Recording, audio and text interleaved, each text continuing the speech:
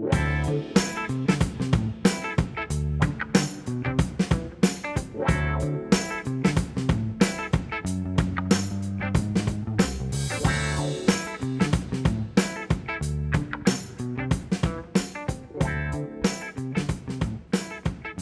viernes, tarde, tarde-noche. Sabemos que viene por el choripán, así que no nos vamos a engañar, no nos vamos a engañar bajo ningún punto de vista.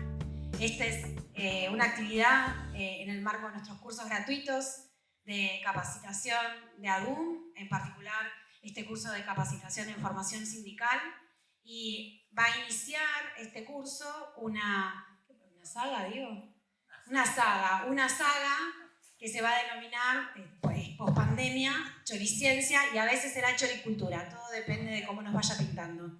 Pero lo importante es que siempre al final va a haber choripán y vino, que es lo que queremos. Nosotras y nosotros estamos apropiándonos de una historia del choriciencia y del choricultura que tiene que ver con un centro cultural que supimos tener en Mar del Plata, que era el Centro Cultural Oestergel, hace más de 10 años, en donde en el Centro Cultural Oestergel, que tenía sede en Mar del Plata, en Capital y en La Plata, armábamos nuestros choricultura y nuestros choriciencia, que tenían como objetivo la divulgación de la ciencia, de las investigaciones científicas, de contar para qué y el porqué de la investigación científica y la inversión en la investigación científica, y de contar un poco cuáles eran las políticas culturales en ese país. El Centro Cultural Oestergel nace después de la muerte de Néstor, así que era una primavera de jóvenes ahí juntos comiendo choripán y vino. Así que como nos trajimos el nombre para acá, aquí ahora van a ir llegando todos los choriplaneros nuestros que formaron parte de esa experiencia colectiva y social, así que ahora la tenemos acá desde ADUM y esperamos poder hacer algún otro encuentro de estas características antes de que termine el año.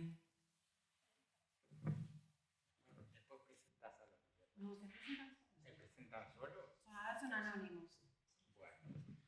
Bueno, no, yo simplemente decirles que en realidad este año con otro formato inventamos este curso que venimos dando, que está pensado más para delegados y delegadas de ADUM, pero en el que participan docentes que se han inscrito en un curso de posgrado que tiene esta denominación, que no es choriciencia, la choriciencia es el agregado nuevo, pero en el que vamos llevando adelante un montón de temas que nos ocupan vinculados a las condiciones de trabajo docentes y a todo el quehacer de los docentes universitarios y las universidades nacionales, cuál es su rol, etc. Y en algunos temas yo me siento más cómodo y me hago cargo de las clases, y en otros es mejor tener invitados, ¿sí? Y este es el caso. También cuando tratemos los temas de políticas de género vinculadas a la investigación, a la universidad y demás, también ahí yo prefiero recurrir a quienes saben más de esos temas y pueden hacerse cargo mejor. Así que, dicho todo eso, la idea de tener este tema que va en paralelo con otro con el que debatimos y hoy lo tuvimos presente en nuestra clase de la carrera de especialización en docencia universitaria, y que tiene que ver con la misión de la universidad, qué es lo que hacemos y cuál es la visión que tenemos, y cómo las distintas disciplinas con las que trabajamos trabajan y piensan de manera diferente qué es lo que la universidad hace y debe hacer, y cómo nos debemos vincular o no con la sociedad y qué tenemos que hacer en relación a eso. Pero bueno, dentro de esos temas está quienes piensan que la universidad tiene algo que contribuir en relación a los modelos productivos, de desarrollo, etc. Y bueno, y hay gente que trabaja más en relación a esos temas. Entonces la tenemos a Vanessa, que trabaja en el INTEMA, es INTEMA, ¿no? Sí. En el microscopio electrónico, de tecnología de materiales. Lo tenemos a Javier Blanco, que en realidad lo conocimos es secretario general del sindicato docente de la Universidad de Córdoba, de ADIUC, el homólogo de ADUM de allá. Es miramarense y está acá, pero vive allá. Y nacido en Mar del Plata, pero criado en Miramar. Es el segundo matemático importante que nos brinda Miramar. Hay tres. Está Pedro Catuoño, que lo tenemos en Brasil, allá después de que partió. La tenemos a Sonia Trepode y a Javier Blanco, matemáticos de Miramar. Pero, bueno, yo conozco más de Javier porque él se las ingenia para que, a pesar de estar en la matemática, le he escuchado charlas de Big Data, de qué se hace con millones de cosas, y mezcla sociología, las sociales con las ciencias exactas y duras bastante. Bueno, los dejo con ellos y que avancemos con el Choriciencia. Va primero Javier, vamos adelante. Yo me voy a ir allá a escuchar tranquilo. Gracias, Pedro.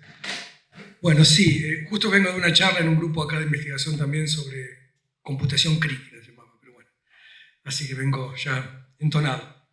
Fue sin choripán y sin vino, así que estoy no tan entonado. No, primero, podría decir, quiero hablar un poco de pasado, presente y futuros posibles de la ciencia, ¿no? En un sentido. Primero la motivación también en lo sindical.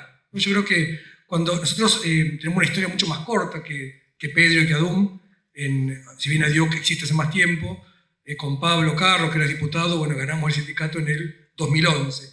Y las primeras cosas que decidimos hacer fue tratar de entender y trabajar con las y los docentes realmente existentes. Es decir, con las preocupaciones y las dificultades que teníamos cada uno de los docentes, y no con una especie de docente ideal que venía como de discurso de la izquierda, ¿no? El docente que tenía que ser militante, trabajador, comprometido, sacrificado, etc. Y lo realmente existente era que las mayores dificultades de la docencia en aquel momento tenían que ver sobre todo con las formas de producción y evaluación del trabajo. No solo docente, sino sobre todo de investigación, ¿no? Que es donde la mayor parte de la gente más tiempo se dedica, más evalúan y más uno se siente sapo de otro pozo muchas veces, ¿no? Es un poco de alguna manera lo que quiero dejar como para el presente y futuro. Pero empecemos por el pasado un poco. Quiero hacer un recuento así a vuelo de pájaro, empezando, no sé, por Kant. ¿Qué sé yo? La ciencia es un fenómeno extremadamente nuevo en el mundo, es un fenómeno moderno, ¿sí? Ustedes saben que Kant, que entre nosotros, cuando uno piensa en Kant, piensa en realmente un pensador monumental. Bueno, medía 1,50 m Kant, de todas sus virtudes. Solo cuando uno lo imagina, se lo ve diferente. Bueno, Kant, gran parte de su trabajo, sobre todo su trabajo especulativo inicial, era justificar la ciencia, justificar por qué los principios de Newton es una mucho mejor explicación del mundo que cualquiera previa, incluido Aristóteles, ¿no? Y sin embargo, en ese momento la ciencia era como un fenómeno estrictamente cognitivo, ¿no? Y así llega hasta principios del siglo XX, con el Círculo de Viena, que intenta justificar, Círculo de Viena de vuelta, ¿no? Un espacio completamente cerrado y elitista. Esta idea, ¿no?, de que la ciencia era algo que hacían unos pocos, y que por lo tanto no requería más que una justificación epistémica. Sin embargo, en el siglo XX ya, y sobre todo a partir de lo que se llamó la Big Science, ¿no? Por los años 40 la ciencia puede ser una cuestión de Estado. ¿Sí? Unas discusiones, sobre todo en Estados Unidos, pero no solamente, con el tema, con las guerras en el medio, donde la ciencia empezó a ser una parte fundamental de lo bélico, donde la organización social, los bancos, pasaron a depender de una serie de desarrollos tecnocientíficos. La ciencia se volvió, en palabras de Habermas, la primera fuerza productiva. Y eso sigue hasta hoy, ¿sí? O sea, lo que produce realmente valor en la sociedad. En los años 40 y pico, 46 creo que fue, no me acuerdo, aparece el primer trabajo de sociología de la ciencia, es decir, pensar la ciencia como una actividad social y humana. ¿Qué hacen los científicos? Pero por supuesto, en los 40, el 46 creo que fue el trabajo de Robert Merton, sociólogo funcionalista, que que hace el primer trabajo acerca de cómo trabajan los científicos. Y hace un trabajo, ¿cómo diríamos?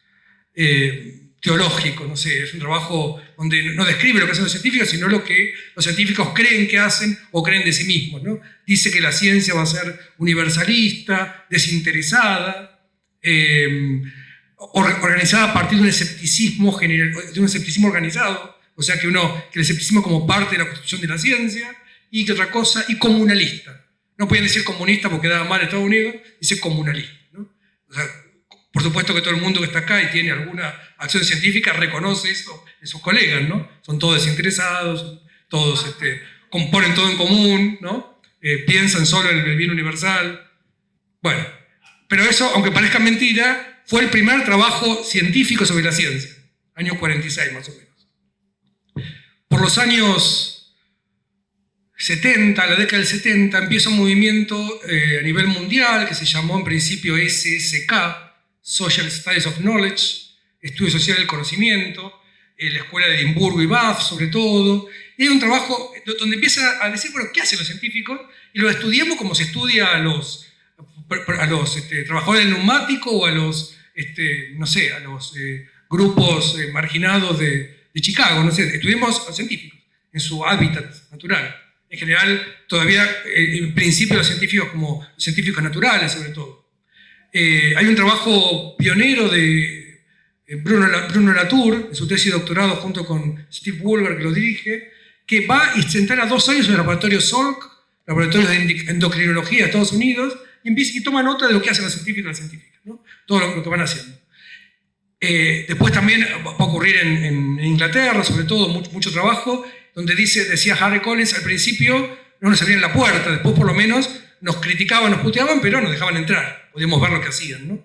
Y bueno, se descubren cosas muy diferentes, ¿no? El tipo de inscripciones que hacen, el tipo de juegos discursivos, ¿no? La ciencia realmente, para Latour, él va a justificar con bastante fuerza que es sobre todo un hecho de enunciación, o forma de enunciación y de disputas de sentido. Estudia, por ejemplo, la idea de, ¿se acuerdan? La famosa doble hélice del ADN. Esa fue una discusión enorme, ¿no? No es un hecho de la naturaleza. Al punto que van a decir, lo que es natural, lo que es real, objetivo, es la relación social con los hechos. O sea, los hechos se construyen socialmente. Eso es lo objetivo, no los hechos mismos, ¿no? Lo que hay que explicar es los hechos, por qué son así. No es lo dado. O sea, una inversión casi de la mirada ingenua sobre la ciencia. Y a la vez, por el mismo tiempo, en Latinoamérica ocurre un fenómeno bastante singular que fue lo que hoy se conoce como el el pensamiento latinoamericano de ciencia, tecnología y desarrollo, ¿sí? El PLACTED o alguno de esos nombres. Es un fenómeno extraño porque ocurre a diferencia de estos sociólogos, antropólogos, estudiando los científicos, se produce al interior de la producción científica, algo que es bastante singular. Latour va a proponer en algún lado que el futuro del trabajo de investigación científica sobre la ciencia, o sea, como una parte de las ciencias sociales, es la hibridación, el trabajo híbrido. Trabajos entre científicos que investigan científicos y científicos investigados, ¿no? Trabajo en conjunto, hay casos de eso, ¿no? Pero en Latinoamérica en todo ese tiempo estuvo este gran desarrollo de un pensamiento al interior del sistema científico mismo. Pensadores como Sábato, que era Jorge Sábato, que era metalúrgico, Oscar Barsaschi, que era matemático y químico, Amílcar Herrera, creo que era biólogo, sí, biólogo me parece que era, o era geólogo, sí, Rolando García, que era meteorólogo, por ejemplo, ¿no? Toda una rama, eso los argentinos, pero después había un montón de otros pensadores en el resto de Latinoamérica, ¿no? No voy a abundar con eso. Pero era gente que estaba trabajando en sus propios proyectos científicos y a la vez reflexionando y tratando de incidir políticamente. Las discusiones que se daban en la Facultad de Ciencias Exactas de Buenos Aires en aquel momento, donde estaban Rolando García de decano y Manuel Sadowski de vicedecano, eran brutales. O sea, se discutía las implicaciones políticas y los enclajes políticos de cada proyecto que se hacía, ¿no? Al punto que muchos proyectos que tenían financiamiento extranjero eran rechazados per se muchas veces, ¿no? Hoy la gente lo pone como primero en los currículum, ¿no? Bueno, digo, eso no fue hace tanto. Si algo, yo suelo, cuando discutimos sobre, por ejemplo, la noche de los bastones largos, se da como lavado, ¿no? Un poco, ¿no? Políticamente. Es el momento en el cual le pegan un montón de científicos unos palos a la policía, y había un yanqui ahí, había extranjeros, ¿no? Le pega a la policía, y terminan con un supuesto proyecto de gran excelencia, esa palabra excelencia después la voy a desmenuzar, excelencia académica, ¿no? Y se perdió ahí tanto, y todos se fueron, y se renunciaron, etc. Lo que se perdió sobre todo, me parece a mí, visto desde hoy, fue un proceso de reflexión sobre la ciencia, singular y cuya obturación ha sido mucho más cara para nuestro desarrollo que 4 o 5 científicos buenos hayan renunciado, o un poquito más, o que le hayan pegado a un extranjero en Buenos Aires. Pero bueno, eso ocurrió y tuvo, sobre todo, no sé, Balzowski con esta mirada sobre los proyectos de desarrollo y intentar comprender cómo la ciencia de alguna manera se articula solidariamente o no a esos proyectos, inclusive pensar la ciencia como factor de cambio social, no solamente de políticas públicas.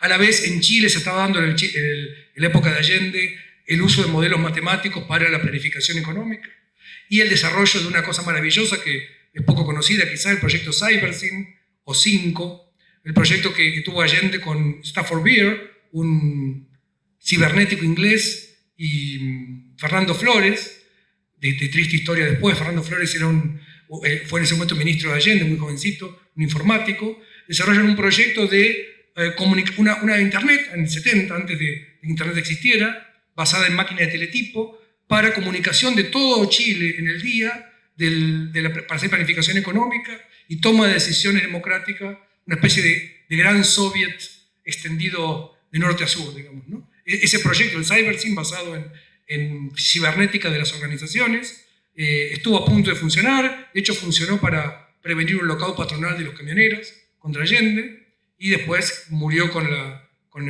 caída de Allende, ¿no? Un proyecto increíble. Fernando Flores, después de hacer eso, se volvió heideggeriano, lo cual es bastante malo en sí, y después, cuando volvió a Chile, terminó apoyando a Piñera en la última elección, digamos, siendo senador. O sea, un recorrido de haber sido ministro de Allende y estar preso 2 años después del golpe, hizo ese recorrido extraño. Bueno, eso, pero en algún sentido, en Latinoamérica, en ese momento y con esa inscripción, fue una singularidad que históricamente no ocurrió en el resto. En este artículo que les pasé de Bacarezza, él va a plantear eso como parte del movimiento que se llamó CTS, Ciencia, Tecnología y Sociedad.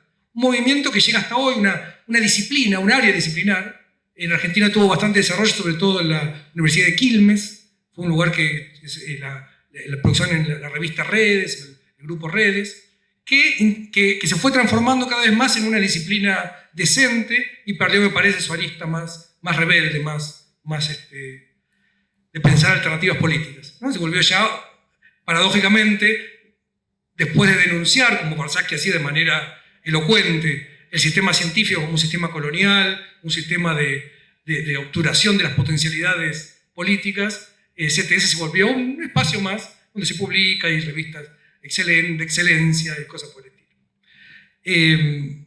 Balzac mismo, y eso por ahí la primera crítica que veníamos haciendo, y llegamos al presente ya con esto, después de esta idea, él va a criticar el sistema científico en tanto un sistema que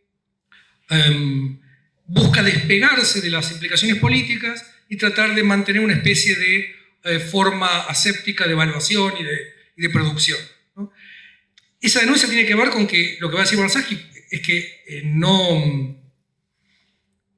es como irresponsable ese lugar, ¿no? Hay una discusión muy fuerte en esa época que se llamó ciencia e ideología, discusión entre Balzac, Klimovsky, por ejemplo, y varios de la época, acerca de los contextos de validación, del rol de la ciencia, en claves que no se cruzaban entre sí, pero lo que queda ahí como pendiente siempre es cómo lo que hacemos se articula con el resto del mundo, digámoslo así, ¿no? Una batalla que fue perdida, me parece. Que perdida completamente al presente, porque los programas de incentivo, la forma de evaluación por pares, todo ese tipo de formas, las cuales hoy las damos por hechas, que son extremadamente recientes, generaron una especie de, por un lado, despegue de las condiciones de existencia de la ciencia, y por otro, de colonialismo científico, ¿no? Hoy las agendas científicas se marcan en los grandes centros de investigación y sobre todo en la industria editorial. ¿No? En la industria editorial que, además de que en sí misma ya es muy difícil de entender por qué les regalamos nuestro trabajo a las editoriales, que después nos cobran en precio oro sus propias publicaciones y que después nos evaluamos por esas publicaciones y el que no, muchos tienen que pagar, muchos científicos pagan para que les publiquen, para que después, conseguir nuestro carguito, nuestro ascencito o lo que sea, o nuestro incentivo, cuando había, menos mal que quedó mucho menos incentivo, ¿no? Pero sigue existiendo el programa, pero de esa manera. O sea, es realmente tan absurdo que cuesta imaginarnos como seres reflexivos lo que hacemos ciencia, ¿no? Pero bueno. Y de alguna manera los 90 marcaron la consolidación de ese modelo, ¿no? El famoso modelo de la excelencia. Excelencia, ¿qué es esa palabra excelencia? ¿Qué significa? ¿No? Vieron que dicen, ¿no?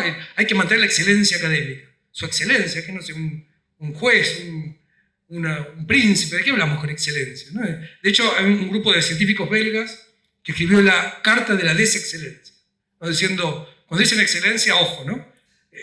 Tenemos que desexcelenciarnos, o sea, hacer las cosas que pensamos que hay que hacer, porque hay que hacerlas, no por ninguna especie de criterio extraño a la propia práctica.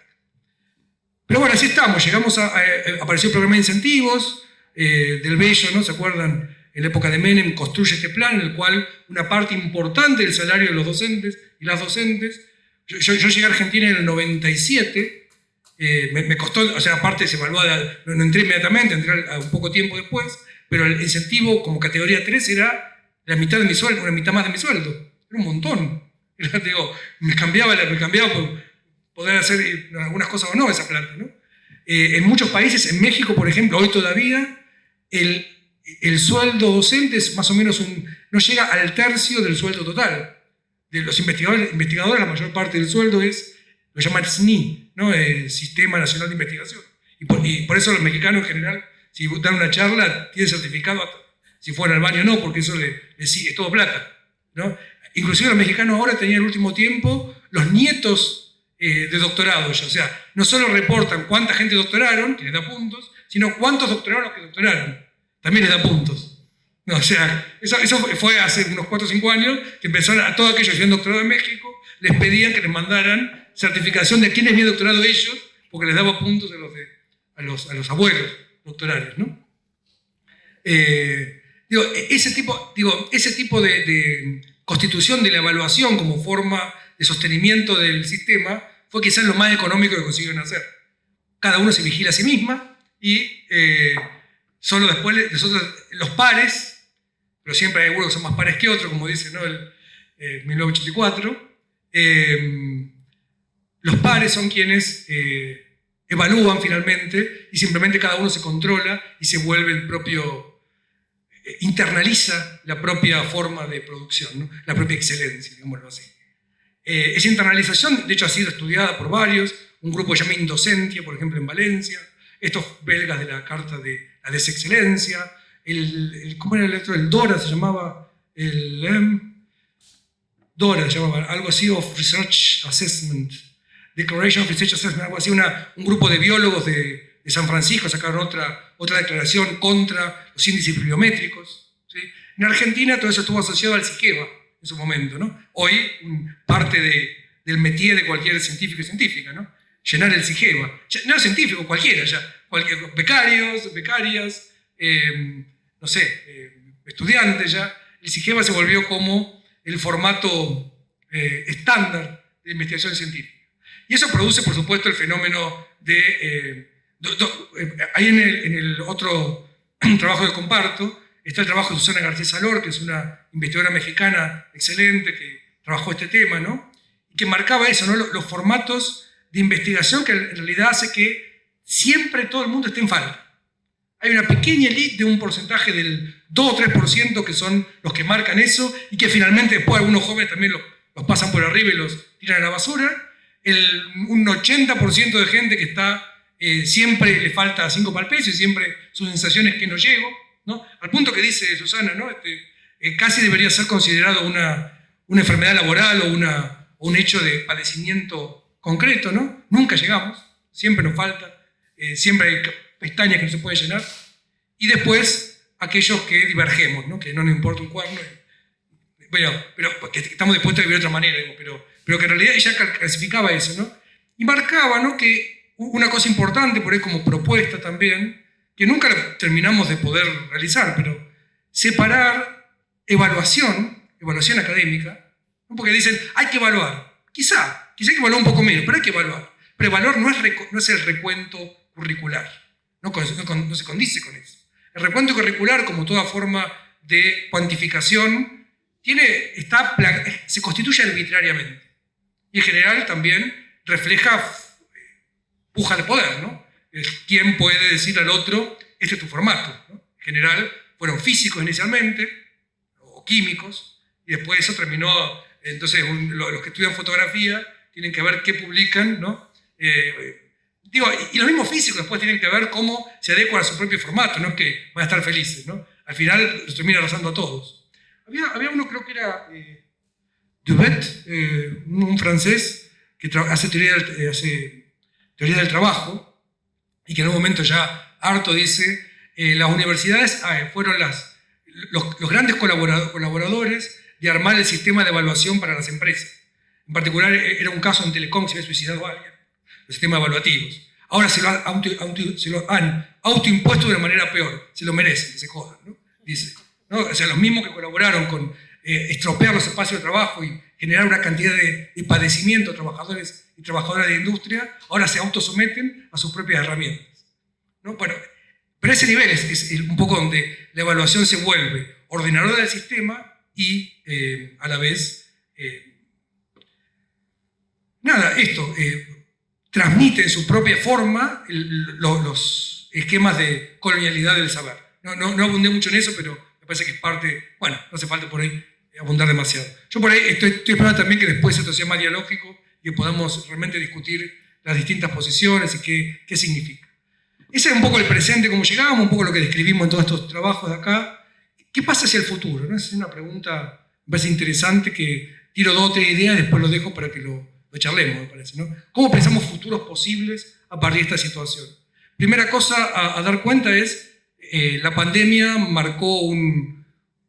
terminó, me parece, de sancionar algo que venía ocurriendo, es decir, de completar un proceso de transformación del mundo y también del mundo intelectual. Marcó también nuevas tendencias en la forma de producir conocimiento, la necesidad de producir vacunas y los límites que implicaban la propiedad intelectual, las formas de producción, y cómo en algunos casos se consiguió superar. Me parece que marcan nuevos caminos a seguir, pero también, digo, el hecho de la virtualización continua, la posibilidad de establecernos a través de otras mediaciones, también nos abre una cantidad de posibilidades que habría que pensar acerca de cómo hacemos ciencia hacia adelante. También el hecho de que me parece que este esquema evaluativo, científico y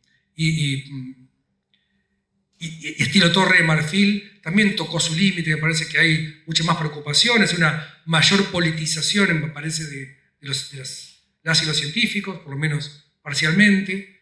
Y no sé, y se abren las preguntas, ¿no? ¿Cómo nos pensamos, cómo nos imaginamos, cómo imaginamos las universidades como lugares territoriales de circulación del conocimiento, ¿no? frente a una cantidad de necesidades y de las capacidades que están ociosas en nuestros espacios de trabajo, ociosas en el sentido que siguen, carreras que son autorreferenciales y que nunca van a salir de ese lugar. ¿Cómo imaginamos esas cosas? Y cómo nos planteamos nuestro futuro como trabajadores del conocimiento.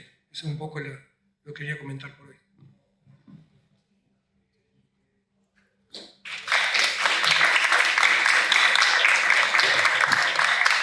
Bueno, yo soy un claro ejemplo de lo que acaba de decir.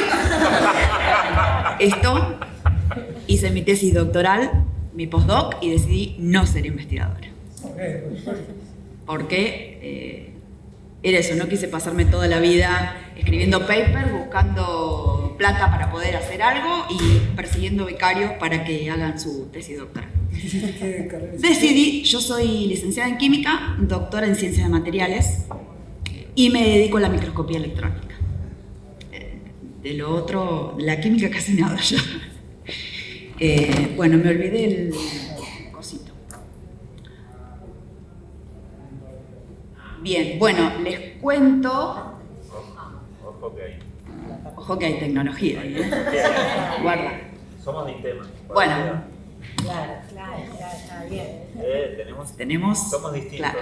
Bueno, yo soy docente de la Facultad de Ingeniería, tengo un cargo simple, estoy en Química General 1 y en Química Orgánica. También soy delegada de arte de CONICET, acá con los compañeros. También soy agente de intervención del espacio de atención de violencia laboral y de género de CONICET, con la compañera Cintia Rodrigo, que no vino. Bueno, soy profesional de apoyo del INTEMA y algo no menor, soy mamá de Julieta y Valentina, que si conocieran su intensidad se darían cuenta porque es importante poner esto acá. Sí, Se merece. es otro trabajo más. No, te falta uno más. Sos divulgadora. Ah, claro. Sí, bueno, pero eso viene después. Eso viene después. Bueno, el instituto, para los que no los conocen, el Instituto del INTEMA es un instituto de investigación en ciencia y tecnología y materiales. Somos un instituto de doble dependencia de CONICET y la Universidad Nacional de Mar del Plata. Y veía esto que habían dicho, que habían dicho sobre el curso al principio. Bueno, nosotros en el instituto apuntamos mucho a integrar ciencia, tecnología, investigación y conocimiento y la parte de la enseñanza. Entonces, dentro de todos los objetivos, primero generar conocimientos básicos de desarrollo tecnológico, porque es un instituto de investigaciones, pero estamos contribuyendo todo el tiempo a la formación, ¿sí?, de investigadores, a la enseñanza de grado, posgrado, doctorados y todo tipo de actividades académicas. Estamos en constante relación porque, además, ahora van a ver los números, la mayoría somos docentes de la universidad, no solo de la Facultad de Ingeniería, también de la Facultad de Ciencias Exactas, porque muchos nos recibimos también ahí. Bien, estos somos los integrantes. En el instituto son 120 investigadores, 71 becarios, 54 profesionales y técnicos, somos un montón, y contratados. Y esos números que dicen ahí, que la universidad aporta 63 cargos docentes, son los cargos exclusivos.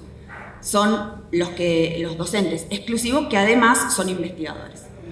Un cargo no docente y 7 personas contratadas. Y el CONICET, 103 cargos de investigador, 43 de personal de apoyo y 63 becarios y becarias. Y de los investigadores de CONICET y de los CPA hay muchos, somos muchos los que tenemos cargos simples.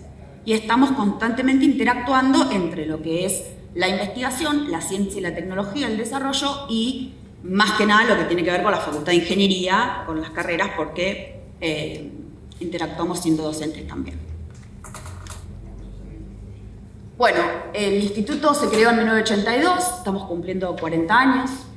Primero fueron poquitas divisiones, ahora son 12 divisiones, cada uno trabaja en un tema particular, dependiendo de los proyectos y de los temas en los que están interesados. Y tenemos también laboratorios y talleres de INTEMA general, de servicios generales, que no pertenecemos a ninguna división, pero que estamos constantemente dando servicios, no solamente a la gente de INTEMA o a la gente de la Facultad de Ingeniería, sino también a otros institutos y otras facultades y otras universidades, no solamente de Mar del Plata. La verdad que tenemos mucho equipamiento, entonces tenemos bastantes servicios que ofrecer. Bueno, el taller de mecánica, el de electrónica y para llegar al laboratorio de microscopía, del cual soy la responsable. Tener este instituto y este laboratorio costó bastante. Recién nosotros habitábamos en la Facultad de Ingeniería, le ocupábamos mucho espacio a la Facultad de Ingeniería, y recién en el 2006 empezó a planificarse la posibilidad de tener un propio instituto. Recién en el 2010 a construir y en el 2016 pudimos hacer las primeras mudanzas en los primeros pisos. Ahora, por suerte, ya tenemos los 4 pisos cubiertos y le dejamos a la Facultad de Ingeniería el espacio para que pueda dar clases tranquilamente y no se la ocupemos. Solamente con una hora de curso. Bueno, tranquilamente sin nosotros, que le estábamos ahí ocupando espacios. Claro. ¿Cómo? Colón al 10.800. Colón y se cae de Mar del Plata. Sí. Augusto César. Wow. Claro. Acá queda Roda, Mitre y allá Sandino. Tenemos esas cosas en Mar del Plata. Hermoso. No tiene cartel, obvio. ¿El qué? ¿La calle o el instituto? Ah, ninguna de las dos cosas ambos, tiene claro. cartel. Bueno, sí, es un edificio gigante que nadie sabe que hay. Igual ahora ya saben un poco, después les voy a contar. Claro. Bueno, y este es el laboratorio de microscopía, que tiene varias salas. Y el objetivo del laboratorio no solamente es tener equipos y prestar servicios, sino también ofrecer en esto de la enseñanza, ¿sí? Bueno, obviamente brindar asistencia técnica, participar en línea de investigación, pero ofrecer cursos periódicos de formación, de grado, de posgrado. Participamos a veces en cátedras que tratan algún tema particular, entonces vamos y apoyamos también a los docentes, siempre relacionándonos con el tema de materiales. Y bueno, y por suerte en el 2013, con un proyecto FONARSEC que puso mucho dinero, pudimos comprar el primer microscopio, que recién se instaló en el 2018 cuando tuvimos edificio, porque los microscopios electrónicos son microscopios que son de alta resolución, necesita que un determinado espacio, que no haya vibraciones, que no haya ruido, que haya una temperatura específica, etcétera, etcétera. Bueno, en la Facultad de Ingeniería no lo teníamos, entonces por suerte pudimos hacer el laboratorio, tardaron 2 semanas en instalarlo y tenemos la joyita del instituto, que es el microscopio electrónico de transmisión. Ustedes dirán, ¿esos números qué son? Es un microscopio, ¿alguna vez vieron un microscopio? ¿Alguien? ¿Los que son todos? En la escuela. Bueno, estos microscopios, en vez de ser como los de la escuela, que se usa luz, tienen un haz de electrones. ¿Por qué? Porque necesitamos ver cosas muy, muy chiquitas. Entonces, 0,25 de resolución. Sí. ¿Eso qué quiere decir 0,25 nanómetros? Que el microscopio puede mostrarme 2 puntos, 2 partículas, 2 lo que sea, por separado, viéndose bien por separado, si están a 0,25. Si están a más distancia, mejor. Ya si están a menos, se transforma en 2 puntos juntos, ¿sí?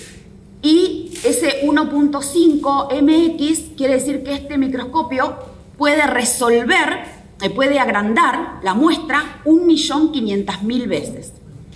Entonces, no se usa luz como los que veíamos en la escuela, porque la luz tiene una longitud de onda determinada. Estos, los electrones, tienen una longitud de onda mucho más chica, entonces me puede mostrar partículas mucho más chiquitas también. Yo ahora voy a sacar algo de acá y les voy a mostrar.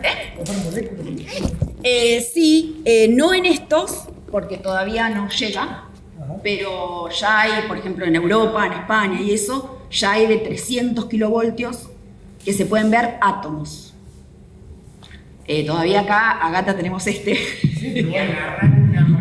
Todavía no, pero claro, se complica un poco. Bueno, acá les traje para mostrarles las muestras, como se puede amplificar 1.500.000 veces.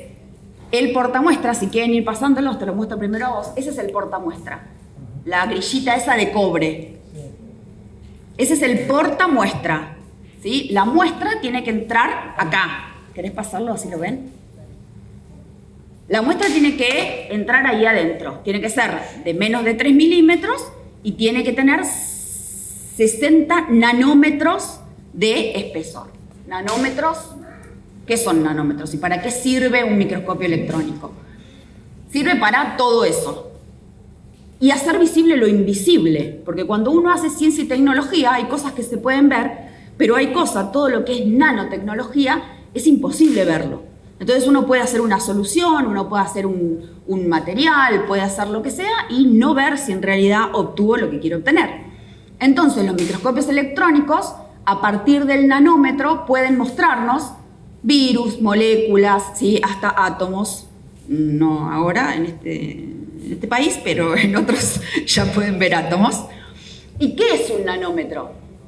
Un nanómetro es dividir 1000 millones de veces un metro, ¿sí? Eso es un nanómetro. Entonces, con estos microscopios podemos ver cosas que tienen 1 nanómetro, 2 nanómetros, ¿sí? Muy, muy, muy chiquita. La referencia es como si comparásemos una pelota de fútbol con el planeta Tierra.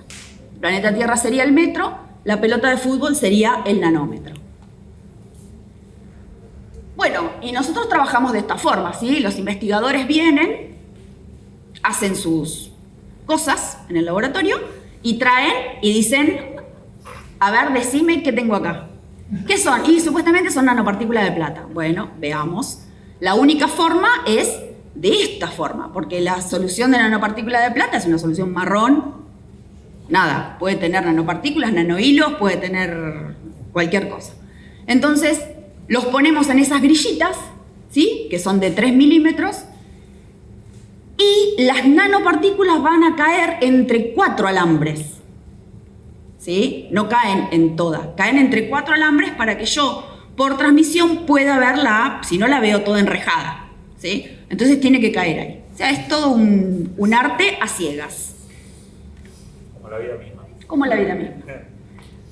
Bueno, entonces... Claro, Está bueno, está bueno hacer esa experiencia, tener esa experiencia. Están todos invitados al INTEMA a venir. Bueno, entonces ponemos una gotita, hay muestras que deben cortarse, que eso todavía lo estamos practicando. Ponemos una gotita, lo llevamos al microscopio, se pone en esa punta, que se llama holder, y lo ingresamos ahí al microscopio, me olvidé el puntero, en el agujerito ese negro que hay ahí, y está a muy alto vacío. Entonces hay que ingresarlo en 2 partes para que no se rompa el vacío, qué sé yo, y después se ve en ahí donde está el redondelito, que es una pantalla fluorescente, que es eso, ahí vemos directamente la muestra, que sería algo así. Esto es una bacteria con la que trabaja un grupo de investigación del INTEMA, que eso, ya lo puedo contar porque ya lo publicaron, que en su proceso de respiración le ponen un líquido con una sal de oro, oro más 3, y en el proceso de respiración reduce ese oro más 3 y lo pasa a oro 0.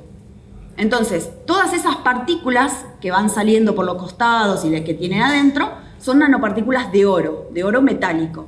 Que hacen oro las bacterias.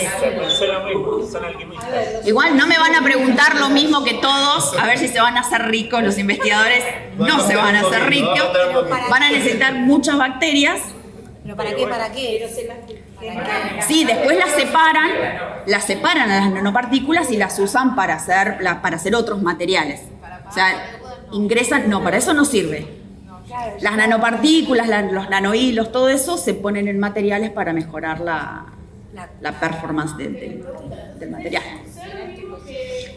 Ahí está muerto el ser porque le llegan 200 kilovoltios, le llegan. O sea, 200.000 voltios le llega, está muerta, pobrecita. Claro. Pero sí, es una bacteria. La gente tiene un estanque y que les ponen sal al agua, como que las van alimentando con eso. Y en el proceso mismo de respiración te generan nanopartículas, te generan, no sé, tipo espaditas, depende del metal que vos le pongas. Ya se hicieron un par de alianzas, pero... No nos llegaron a nada, pobrecitos, pero bueno, siguen viviendo con el sueldo. Bien. Entonces, después, ahí en el redondelito hay una cámara, ¿sí? Esa cámara se ingresa y se saca la foto. Y se saca la imagen, que es para publicar. Hoy en día, nosotros hace unos años que estamos recién arrancando con la microscopía electrónica, pero afuera es como obvio, si no tenés una foto de microscopía, no te acepto el paper. Es así. Entonces, tenemos que ir, y se complica mucho porque estos microscopios valen $850.000. Y después mantenerlos sale mucho más. Se te rompe una bomba, son $20.000. Las grillitas esas salen $6 y se usa una sola vez. No, está usada esta. No sirve más. Está usada. Traje una usada. El medio aguinaldo se te va en la Claro.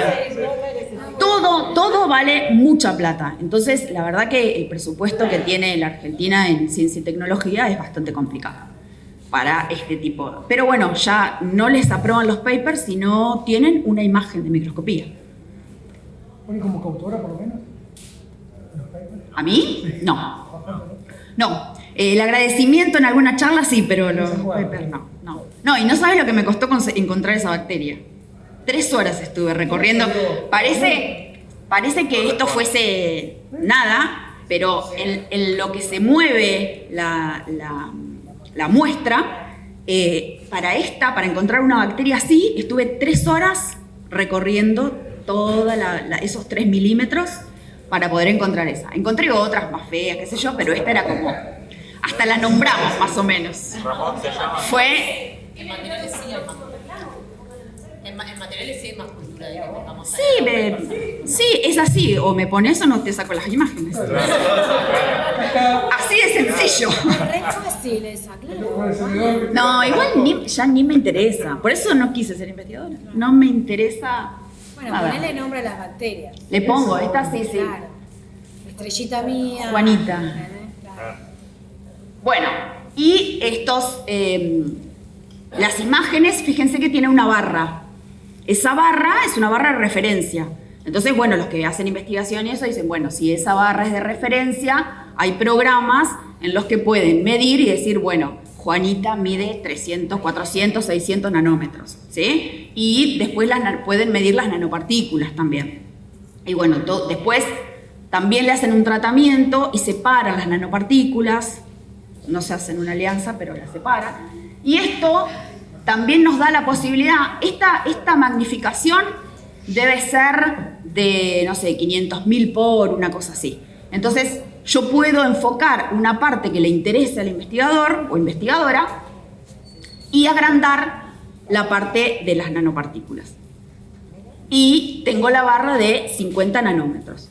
Entonces ahí pueden ver, no sé, el tamaño de partículas que libera la bacteria cuando respira, etcétera, etcétera.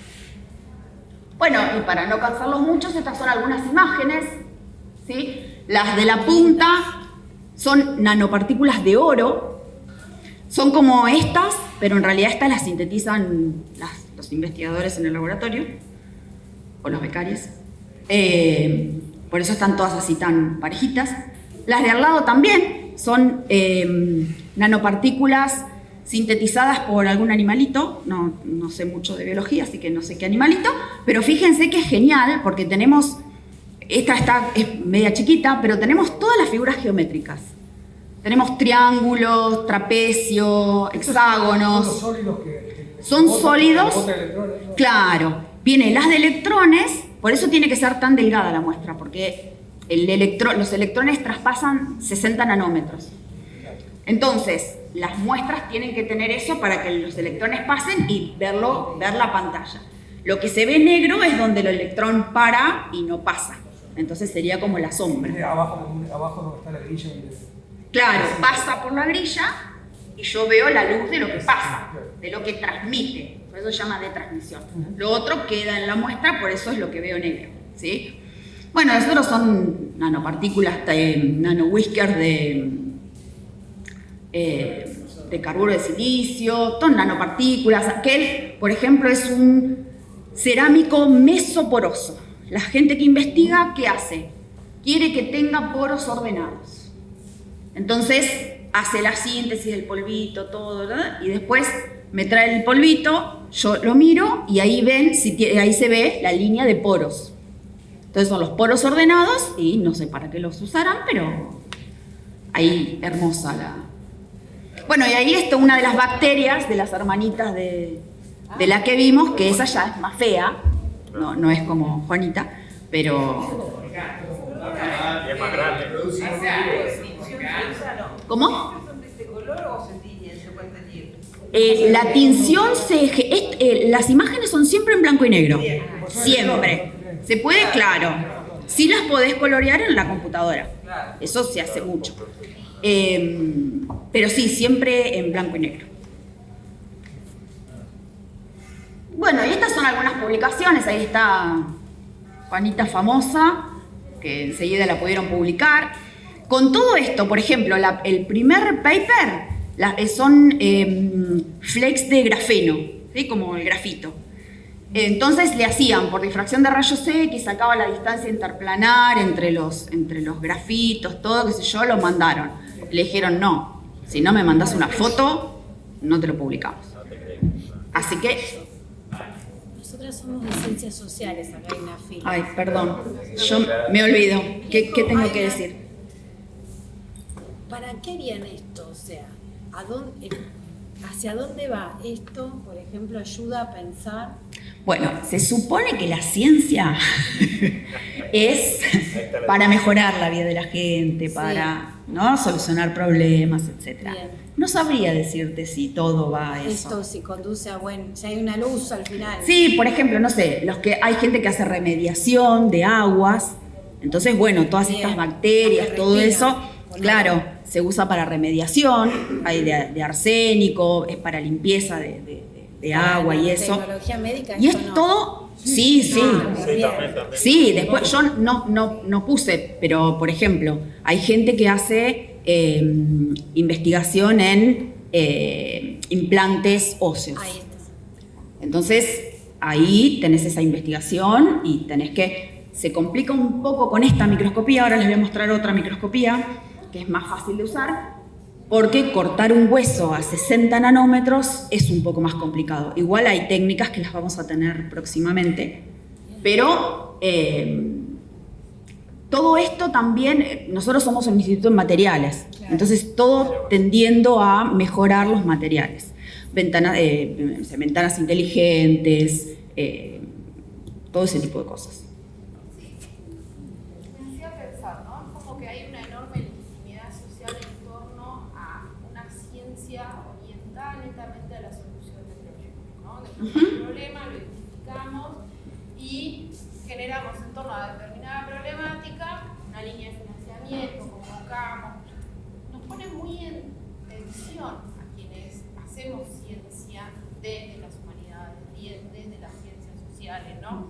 Porque nos exigen tiempos y ritmos de resultados, ¿sí? Que son problemáticos para otros procesos. Digo, la pandemia nos puso en esa situación a casi todas las disciplinas, ¿no? Tuvimos que reconvertir intereses de investigación a la luz de la pandemia, ¿no? ¿Qué pasó con el género, con la economía social? ¿No? Teníamos que hacer proyectos que en un año ofrecieran una solución y un resultado en función de una pregunta considerada emergente, problemático, con urgencia y demás cuestiones, que a quienes además nos cuesta construir o ser parte o integrar ese prestigio social que tiene este tipo de producción científica, nos somete mucho más acríticamente a la productividad del sistema. ¿No? Digamos, nos pone en una doble tensión, una doble problemática. Yo me he despertado en pandemia de la mañana y digo, che, por favor, no me interesa a nadie la Armada Argentina del 55 ¿no? En esta coyuntura. Es como que hay una disputa por la relevancia social del resultado científico medido que no quiero venir a llorar, pero no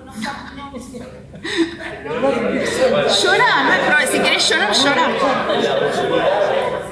Sí, nos ajusta un poco más y aún reconociéndome una persona no colonizada, habiendo sido abducida por la lógica del sistema, ¿no? de publicar y demás cuestiones, hay algo que inclusive en el proceso de demanda, de politización y de búsqueda de reconocimiento de quienes integramos las ciencias sociales y humanas, muchas cosas que antes hacían a lo paralela de mi vida académica, que era parte de la militancia, de actividades, de intereses, hoy sitúan en la gente, ¿no? Digamos, antes participaba de extensión y del foro y hoy sitúan me lo están viviendo, ¿no? Entonces se reconvierte de alguna manera o me disputa el sentido de esa actividad. Y encima no solo me la miro, que la tengo que completar, sino que después me la cuantifica muy pobremente, ¿no? Tiene como esa doble situación en la que el cuadro lo tengo que completar y además va a valer muy poco cuando, si no lo completo, hay crisis, pero si no lo completo, no vale mucho. No vale nada, ¿no? Pero bueno, me hacía pensar en esto, ¿no? Esto de la orientación y la búsqueda de resultados a soluciones, que además se piensan vinculadas al desarrollo o a problemáticas muy concretas, cómo nos va como marginando, tiene como esa doble. Los naturales también los. Sí, inclusive los que hacen investigación ciencia básica. La ciencia básica, ¿no? Sí. Sí, en el congreso ese que se hizo en Bariloche, que fue en la AFA, bueno, uno de los que vamos también la gente de materiales, vino un premio Nobel de Francia y lo que dijo es, sintéticamente, la razón por la cual nuestro instituto tiene 3 premios Nobel es porque nos dejan investigar sin preguntarnos para qué sirve. Le resumo una charla de 1 hora. Dijo, hay que preguntar menos para qué sirve y dejar explorar caminos de diferentes preguntas que surgen a partir de otras preguntas, a partir de investigaciones previas, colectivas, pero hay que preguntar menos para qué sirve porque ellos se habían encontrado algo tan impresionante, le dieron un premio, porque después servía para un montón de cosas, pero cuando se pusieron a investigarlo, en realidad no servía para nada. ¿Para qué preguntaste? No, yo porque no entendía el bichito. O sea, no me necesariamente orientada. ¿Para qué? Más en esta coyuntura de crisis, de financiamiento, digo, la legitimidad para disputar recursos debiendo necesariamente de comprobar la utilidad del resultado. Ahí hay algo en nuestras propias enunciaciones también, si se quiere, Pero es una utilidad construida también. Por supuesto. Hay como todo un discurso aprendido de cómo presentar y decir. La utilidad depende muchas veces también de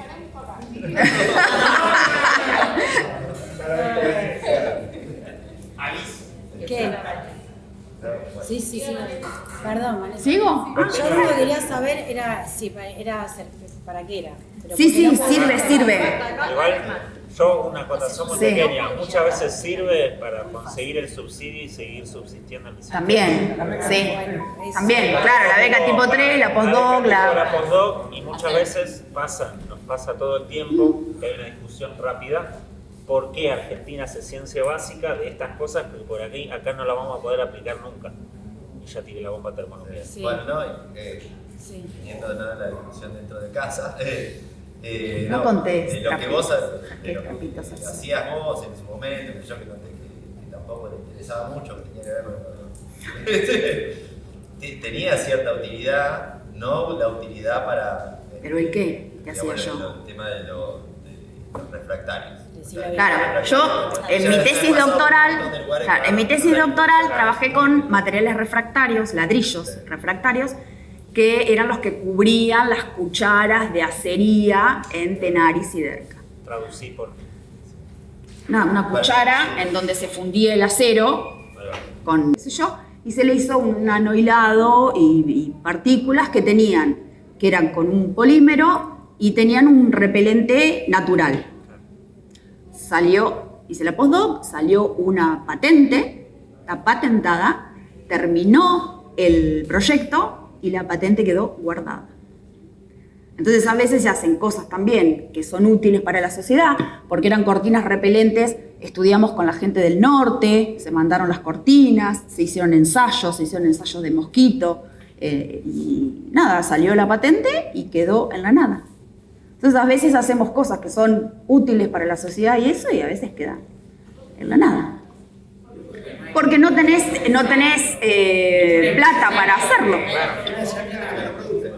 Esto, Igual ya están saliendo de vuelta ahora, lo mismo que hicieron los barbijos. Claro, bueno. Ahora están, justamente van a sacar lo que habían hecho, patentado. Nosotros trabajábamos con pedacitos así de tela, porque trabajábamos en un equipamiento de laboratorio.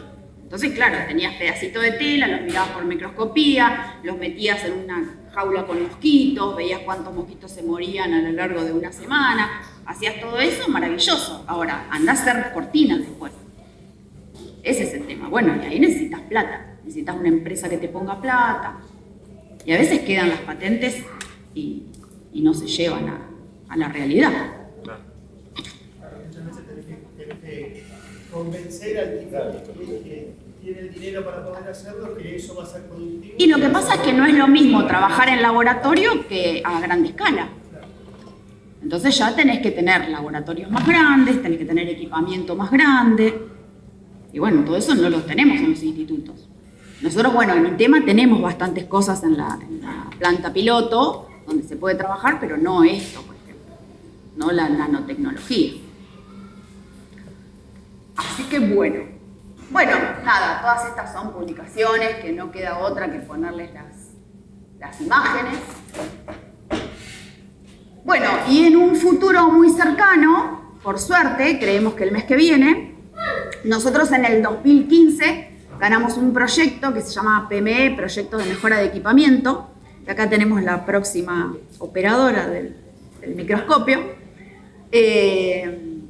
Costó mucho hacer el proyecto, lo ganamos, nos dieron $850.000, que en el 2016 lo especificaron y para junio del 2016 no nos alcanzaba ni para la mitad del equipo.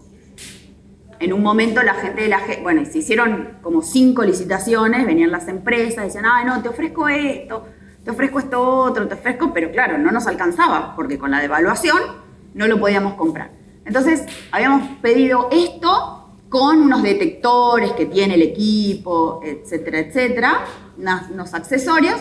Entonces, en la agencia nos dijeron, pónganlo por bloque, así vemos si le podemos. Bueno, entonces el bloque 1 era el microscopio, el bloque 2 la metalizadora, el bloque 3 el programa de computación. Bueno, y dijeron, ¿y si sacan el bloque 1? Y era como comprar un auto, comprarte las ruedas, el manubrio, sin el auto directamente. Tenías todos los accesorios, el auto no. Se fumaron un FMI y un PME. Bueno, por suerte, la agencia este año, fines del año pasado, éramos 3 los lugares donde habíamos ganado este proyecto, acá en Santa Fe y en Bariloche, y por suerte la agencia puso toda la plata, la diferencia desde el 2015 hasta acá, y nos compró los 3 equipos a todos, a los 3, y están los 3 en el aeropuerto de Alemania, esperando que haya lugar en la bodega de un avión, porque los quieren traer los 3 juntos. Entonces, bueno, estamos esperando. Pero por suerte, lo vamos a tener en breve.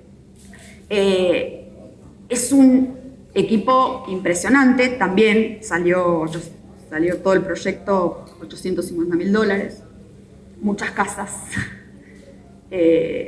Pero bueno, vamos a poder trabajar en muchas cosas. Tiene esto que dice columna de iones de galio, que puede, como nosotros en el TEM necesitamos films de 60 nanómetros, esa columna va a poder cortar. Ahora les voy a mostrar cosas cortadas.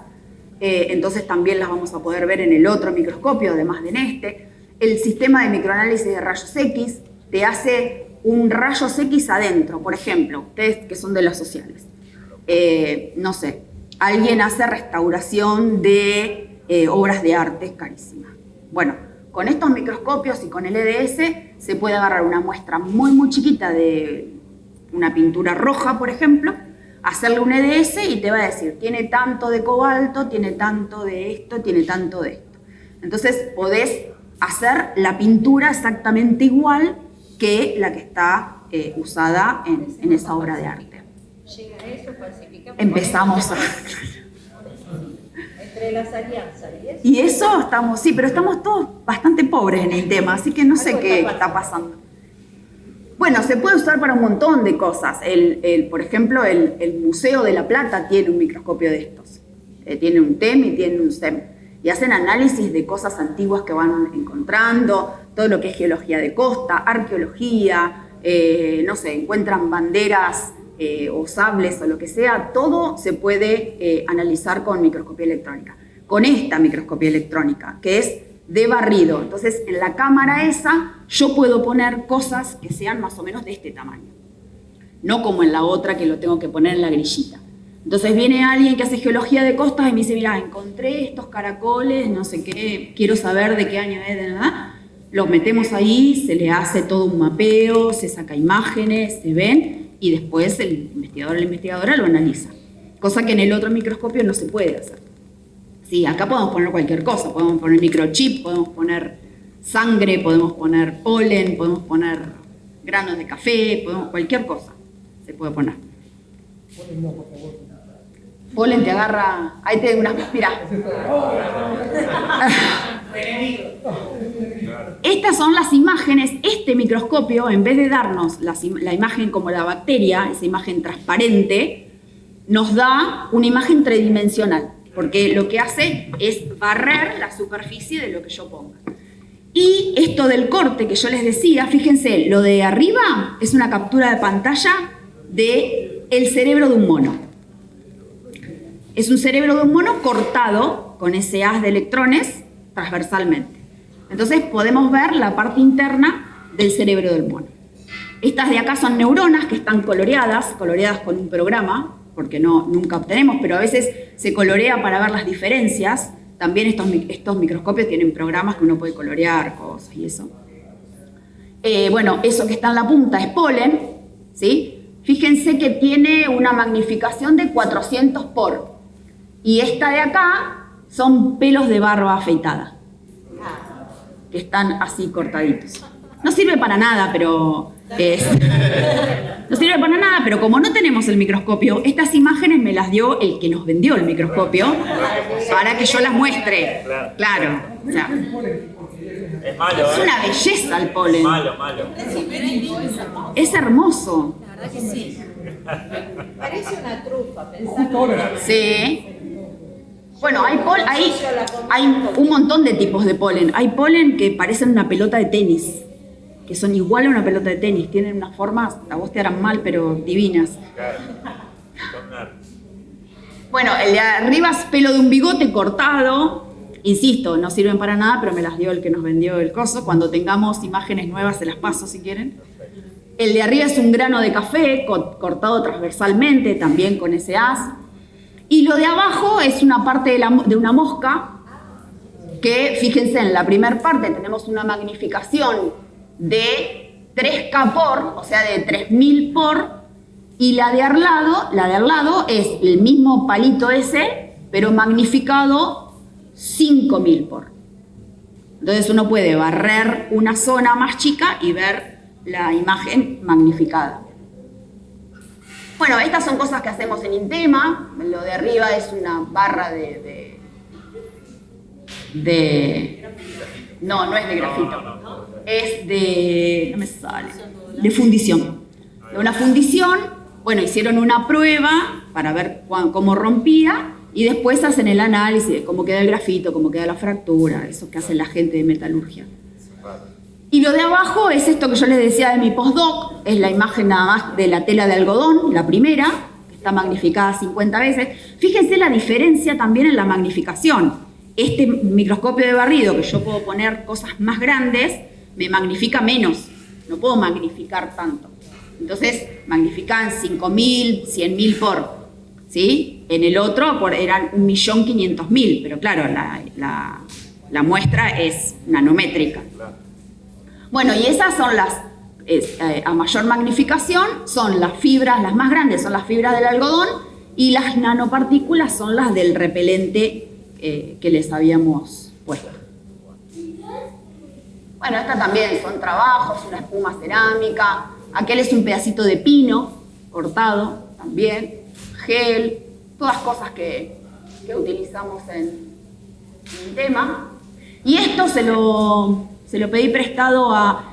No sé si saben que acá en la Facultad de Ciencias Exactas tenemos un microscopio de barrido, que bueno, ahora no está en uso, pero esta se la presté, lo maneja Mónica Pedizano, la Facultad de Ciencias Exactas.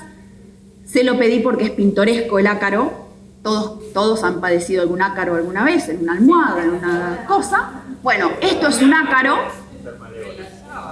en las sábanas, en todo. Bueno, este es el ácaro. Y si yo quiero ir viendo las partes del ácaro, puedo agarrar y con un botoncito nomás en el microscopio digo, bueno, a ver, mostrame ese pedacito. Entonces lo magnifico y lo puedo ver más grande, la cara del ácaro. No sé para qué sirve tampoco, pero no importa, pero está bueno. Podemos ver la boquita del ácaro, ahí la que pica. ¿Sí? Puedo ver la parte de atrás y magnificarla. Puedo ver una de las alitas y magnificarla. Bueno, todo eso, ¿no? A la gente que le interesa, usa la microscopía para ver este tipo de cosas. Claro, para jugar. Claro. No, pero hay gente en biología, hay gente que estudia los ácaros, hay gente que estudia, bueno, sabrás, gente que estudia los moquitos, gente que... Los ácaros de las abejas.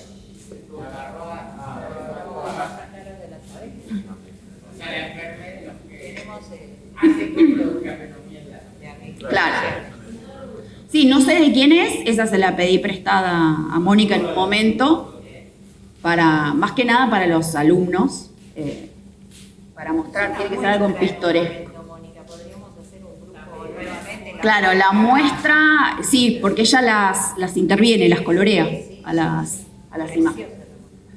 Nosotros, te imaginás que la bacteria, por más que la coloree, es un aburrimiento. La bacteria te la coloreo. Sí, el microscopio de transmisión es bastante aburrido, nada que ver con uno electrónico, con uno de barrido, que uno puede ver en 3 dimensiones y puede ver cualquier cosa. Pero bueno, se complementan.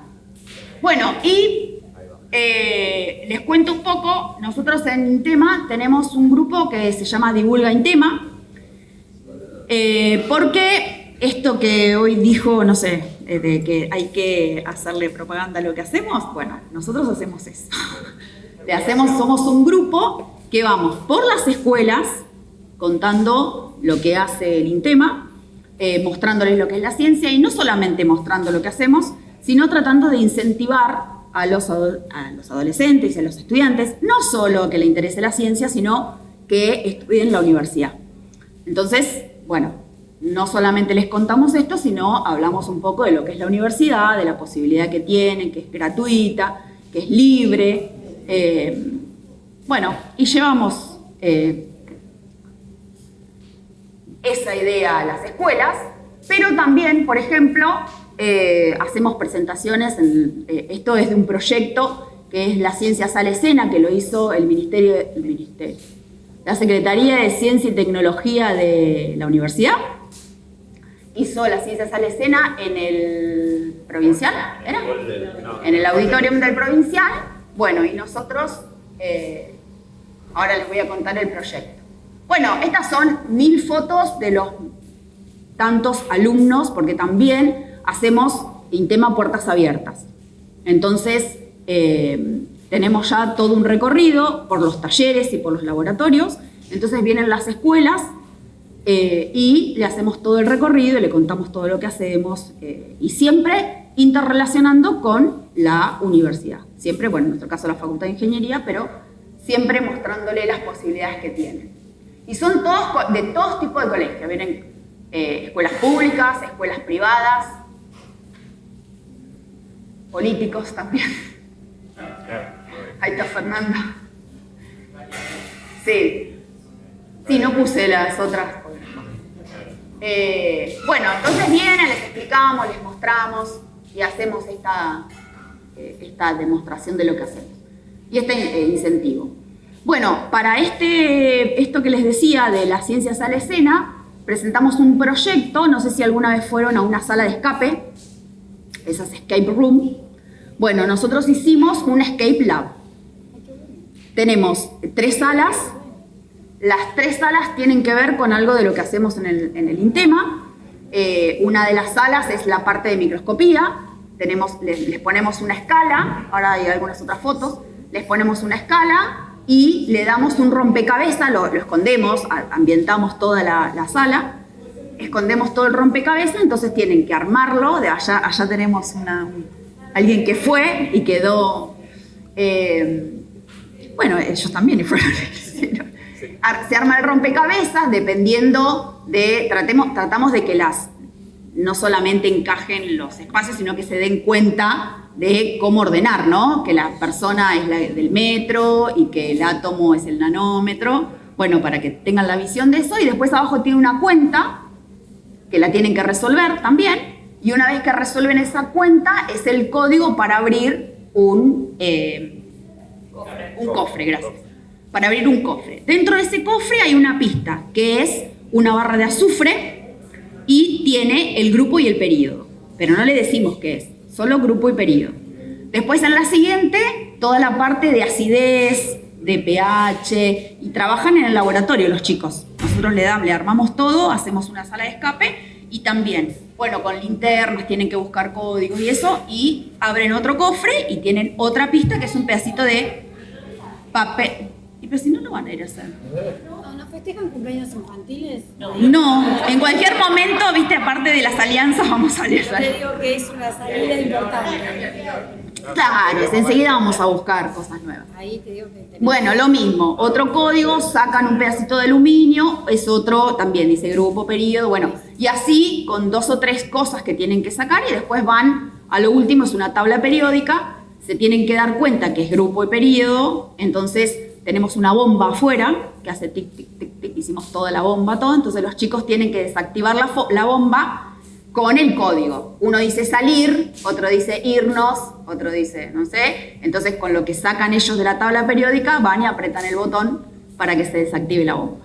Y te digo que los chicos y los grandes, porque lo hicimos este año, eso lo hicimos en el auditorium y esto lo hicimos en el INTEMA para los familiares. Entonces, fíjense, trabajan abajo, fíjense, gente grande, se enganchó, hizo toda la sala de escape, allá lo tenemos al famoso Fermín también, que estuvo trabajando, y la verdad que se reenganchan los grandes y los chicos. Así que bueno, esto también es parte del proyecto. Bueno, y para terminar, no se las hago más larga, porque vi ahí algunas preguntas de ciencia o academia, etcétera. Nosotros por lo menos en el INTEMA trabajamos muy interrelacionadamente tanto la parte académica como la parte de ciencia y no solamente la parte de investigación, porque también hacemos muchos servicios a empresas, mucho asesoramiento y servicios a otras universidades y estamos constantemente en relación con lo que tiene que ver la parte de investigación y desarrollo científico con las necesidades de la sociedad y con lo que tiene que ver en la parte académica. Y yo considero, aunque CONICET no lo tome como algo muy importante, que la comunicación científica es muy importante porque eso hace que en realidad la gente, yo no digo que todos vayan a ser ingenieros, ni físicos, ni matemáticos, pero que entiendan que existe, que está la posibilidad de ir a estudiar a la universidad, que tal vez puede ser difícil, pero las posibilidades están.